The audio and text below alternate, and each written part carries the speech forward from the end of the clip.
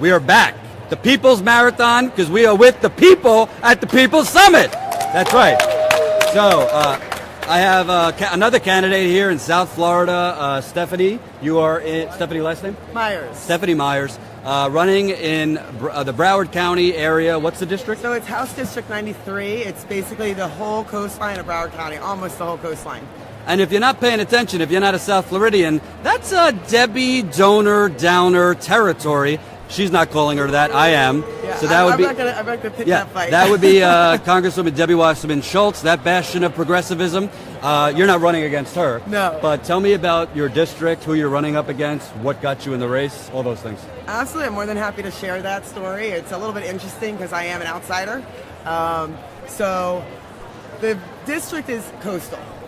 So one of the main concerns is obviously the environment with the sea level rise, but there's a whole bunch of other issues that are going on. But what really got me started was the Women's March, because I decided, because of a post of a friend from junior high who I had not spoken to in about 20 years, she went ahead and she put up a post that I saw, and I immediately added her as a friend on Facebook, and I said, what can I do to help? And she said, here you go. And I went, what now? Because the biggest thing prior to that I organized was 30 people. But I was absolutely needed to make a difference. I had to make a change. My background's in humanities, so I understand the way that history moves, and when certain things start happening, if you do not get involved, it's calamitous. So I wanted to heal my community, being originally native to South Florida. I love the diversity. I love the people. I wanted to make sure that those that were the most marginalized and are the most marginalized could get there. I wanted to make sure people felt safe. So I just kind of took the bull by the horns and made something happen. And we actually had a turnout of 20 to 25,000 people. It was phenomenal. We anticipated maybe 3,000 to show up because. And where was this? This was actually in downtown Miami. It was held at Bayfront Park Amphitheater, and it was phenomenal. We had nonprofits come on board so they could all speak for a couple of minutes, get people activated and engaged, because I knew, being somebody from the outside, people want to get engaged now. They really want to help. They want to make a difference. They wanted to feel community again. They wanted to love our diversity, love our city, love our people, love what we stand for. And then we had all the different speakers speak about all the different issues that were always there. They've always been there. But the rhetoric of the election cycle definitely highlighted. And as far as me running, it's very interesting because I was asked to speak at the Unity event with Bernie Sanders and Tom Perez the day before. And people have been talking to me a little bit about it, and I never in a million years thought I would run for office, ever. In fact, I laughed and told them they all needed therapy or they were already high. I don't know, but it was not something I ever thought about. But my speech was about my story and about answering the call to serve. And in the middle of my speech, a woman yelled out randomly in the audience so loud that I turned and I stopped, and I was trying to scan the audience to find out who it was. Later I met her. It was somebody I didn't know, but she yelled out, "Run for office." So by the end of my speech, which is talking about answering the call to serve, I made the decision I am going to run, and I announced I was going to run because I'm here to serve. And that's ultimately what it is. Right now, the representation of Florida has a lot of issues based on some of the, I guess, corruption of corporate interests, and the people are suffering for it, whether it be education, whether it be environment, whether it be healthcare. I know these are also all national things, but they're in South Florida. It is absolutely imperative that we start fixing these problems and fixing them now. Well, I'm gonna get into the corruption because Florida's got some corruption, but more importantly, overcoming corruption doesn't matter if you're underwater before that happens. There is estimates that Miami could be underwater in 8 to 10 years. Some say earlier. Possibly less. I mean, I want to say Monday, there was 11 inches in Weston, 11 in one day. And there were alligators roaming the streets. And now you have to understand, Weston, based on the name, is obviously quite west, but it is still Broward County. It used to be part of the Everglades. And I told my friends that live out there, that sucks, I'm so sorry that's happening to you, at least your home is still safe. However, I kind of feel a little bit the Everglades are trying to take it back. It's very, very interesting environmentally what's going on. I mean, home prices continue to rise, but there's also the insurance, the flood insurance is continuing to rise. And with the king tides, I think it's 20 days out of the month now that there's risk of flooding somewhere within the county, and definitely also in Miami-Dade County. And that is just not something that we can ignore anymore. We really need to restore that type of balance to survive economically, even. And the one thing that many things trouble me, but You got the Sable Trail Pipeline, which is going right through the Florida aquifer. You have Debbie Wasserman Schultz takes money from the parent company. Bill Nelson takes money from the parent company. Marco Rubio, let's not even bother. Let's not even bother. I mean, all these people are watching literally life and death in the next decade. I'm not dramatizing. That's what scientists say. And they're just taking money hand over fist while a pipeline is being built right through the aquifer, through sinkhole country, by the way, as well.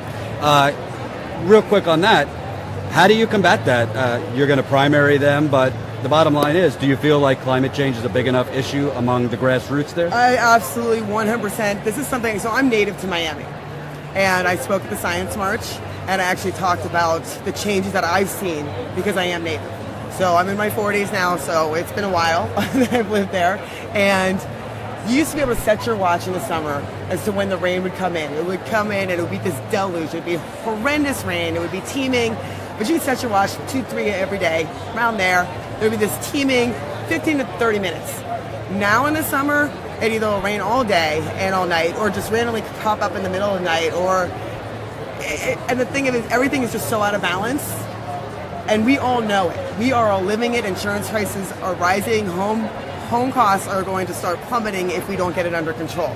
So the thing is that it's not just that, we need to worry about the sea level rising and the aquifer being tainted by the incoming tides and the salt water and the possible fracking, which still hasn't been banned, and the pipeline, which also will continue to obviously have problems with the aquifer. But everything's also economic.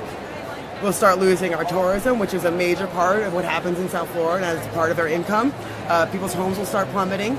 Insurance costs have already started going up. So it's not just, okay, so we need to worry about the environment and be a little bit more environmental friendly. It's literally our entire economy is riding on it and resting on it. And if we don't start to change things and change it now, I don't know what's going to happen, because we are on the brink. I mean, we're already past the brink as far as I'm concerned.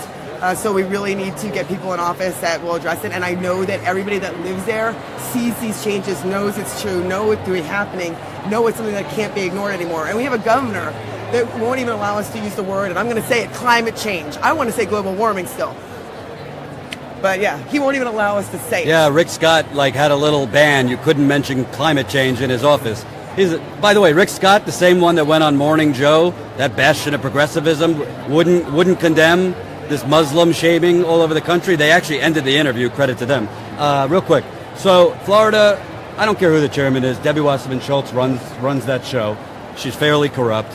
I assume you're not going to take money from Wall Street. No special interest. In fact, that's one of my claims that I already put up. It was the first thing that I put up on my website, is that I've decided to take no corporate special interest money. I believe that corporate money needs to be out of politics completely. I don't know how you can actually stand for the people if you don't listen to the people, and if you don't take... If you're taking special interest money, you're not standing for the people. I mean, that's really just the bottom line. Mm-hmm. You're standing for developers. You're standing for energy. I mean, there is what's going on right now with Turkey Point is there's actually radioactive waste being put into our aquifer. I mean, are you kidding me? How is this okay? This is our bread and butter. And the people who are the most marginalized, they can't raise their home base when the water starts rising. They can't change the bottled water. They can't put in the things that need the filtration systems. So they're going to suffer the most. And that means there's going to be added health issues. It's just one thing after another. How can people find out more about you if they want to support you, donate? MyersForFlorida.com. That's Myers, F-O-R? Yes, so it's Myers, M-Y-E-R-S, F-O-R, F-L, or Florida spelled out. And I don't know if we got into it, but who are you running against? How long has he or she been there? Okay, so actually he's termed out. Oh. It's actually a red district, but it's very flippable. I do have a primary. I think that we all, for the most part, stand for the same things. They're all great people, but I have a very bit of a different background, and I have a little bit more history as far as life is concerned. I was in the tech sector, and then I was in banking, and I've been through a couple crashes.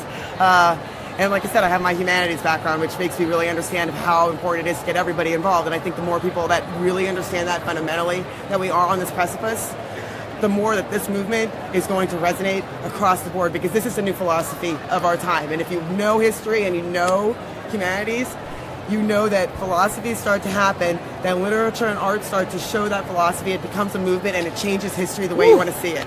I got chills. A banker who cares about people. Give it up, baby. Give it up. Thank you very so much. Yes, thank you. Cool. Awesome.